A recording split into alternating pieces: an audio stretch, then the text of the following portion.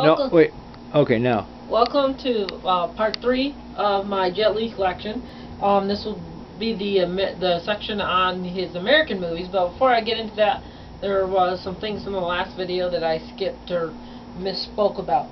The first thing I wanted to mention was the Shaolin Temple series that I showed you consisted of the Shaolin Temple, Kids from Shaolin, and the martial arts of Shaolin. We talked about those in the last movie, the last video.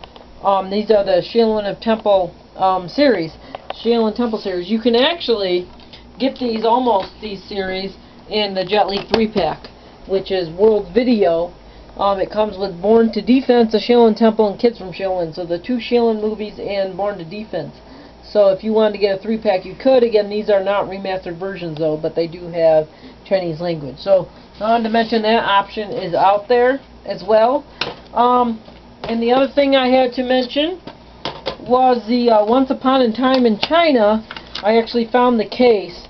So if you do buy this form of Once Upon a Time in China in America, this is the video where the subtitles are out of sync with the voices. They're delayed about 3 to 5 seconds, so it can get annoying. And this is the copy that has the delayed subtitles.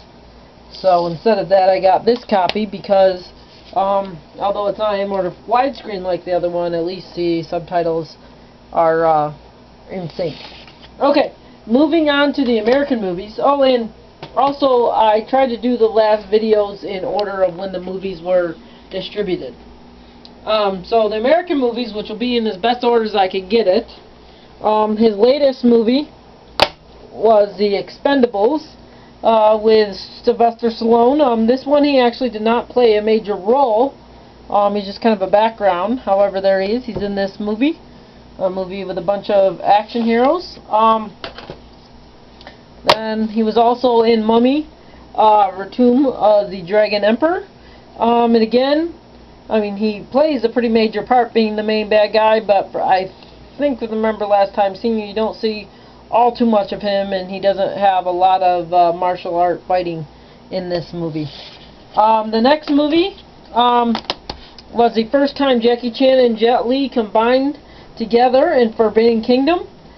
Some may think it's a children's movie, but it's still pretty exciting and lots of good fighting, and of course the epic Jet Li vs. Jackie Chan fight scene. So Forbidden Kingdom. Before Forbidden Kingdom, there was War with Jason Statham and Jet Li combined together again, as they were also in the one. Movie, pretty rare, not all the time, but this actually has a pretty intense plot to it, with a very interesting twist, which doesn't happen in too many Jet Li movies. Before that is Jet Li's Fearless movie, which was supposed to be his last Wushu movie. However, let's see, most of his movies after that weren't Wushu, like in the old-time karate movie. Karate fighting like Fearless. Fearless was one of his best movies. It was very good, about Huan Jia and that Chinese folk hero. This is a very interesting version. This is the director's cut. It actually has the regular theatrical edition plus the director's cut, which is actually 40 minutes longer, just with extra scenes. You can also get this in Blu-ray if so interested. Jet Li's Fearless about Huan Jia. Before that, Unleashed, otherwise known as Danny the Dog. Unleashed, another Jet Li movie. And then before this, after Unleashed, before Unleashed, there was Jet Li with DMX, Cradle to the Grave. This is a double feature. It also has Romeo Must Die, which was a much earlier movie. So that's Jet Li in the American movies. And then before Jet Li, the Cradle to the Grave was Hero, and I actually got this one in Blu-ray because this is a very cinematic, picture-appealing kind of movie. So I went and got this in Blu-ray. There's a good amount of fighting and martial arts sequence in this movie, although I do remember getting tired sometimes. It can get boring at times, but it's very cinematic. Similar to Crouching Tiger, Hidden Dragon, or House of Flying Daggers.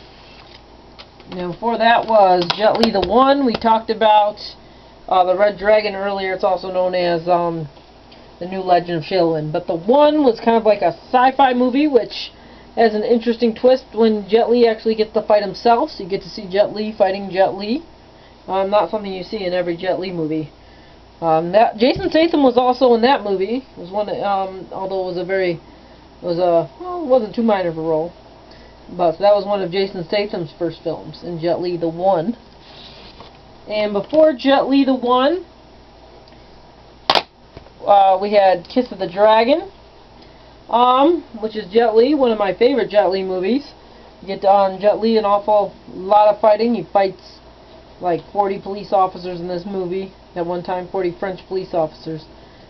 Pretty good movie. Kiss of the Dragon, again, one of my favorites. Then before Kiss of the Dragon was actually, before this movie came out, was actually Romeo Must Die, which was on the other 2-pack. And Jet Li's very first movie in America was Lethal Weapon 4. This was his very first appearance in an American movie, and he played the bad guy, which I think is the only movie where he played a real bad guy, so to speak. Usually Jet Li plays the good guys. So that was Lethal Weapon 4. And that is all of his American movies to this date. Expendables 2 will be coming out soon. And of course, this section went a lot faster than the other ones because since they're American, they speak English, and there's not a whole bunch of what copy do you get. Basically, your only decision is, do I want it in Blu-ray or do you not want it in Blu-ray? So that would be up to you. Also, just between this and the last movie I made, I was able to find and purchase a copy of The Sorcerer and the White Snake. So that should be coming soon. So that will also be added to my collection.